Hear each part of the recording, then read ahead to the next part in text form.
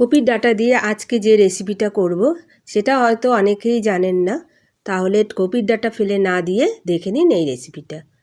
Pressure cooker বসিয়ে দিলাম, তাতে কপির ডাঁটা সেদ্ধ হওয়ার জন্য দিয়ে দিলাম নুন আর জল। দুটো সিটি দিয়ে প্রেসার কুকারটা নামিয়ে দিলাম। এবার ছোলার ডাল নিয়েছি, সেটা সেদ্ধ করতে বসিয়ে দেব। শুধুমাত্র জল দিয়ে এটা সেদ্ধ করে নেব। এটা আগে থেকে ভিজিয়ে রাখতে হবে। কিছুক্ষণ ঢাকা দিয়ে ডালটা সেদ্ধ করে নিলাম। এবার হাতা দিয়ে একটু ভেঙে দেব, পুরো ভাঙবো না, কিছু গোটা থাকবে, কিছু ভাঙা হবে। এবার দিয়ে দিলাম সেদ্ধ করা কপির ডাঁটা, দিয়ে একটু ভালো করে মিশিয়ে নিলাম।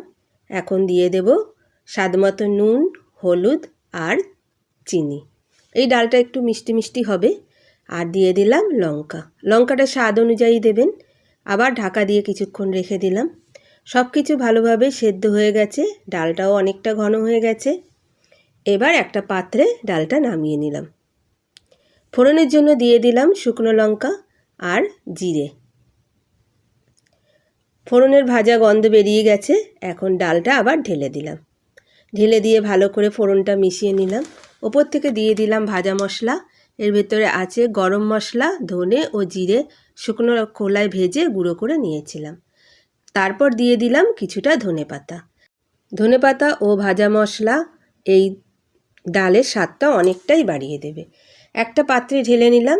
ওপর থেকে একটু ধনেপাতা ছড়িয়ে গার্নিশ করে দিলাম।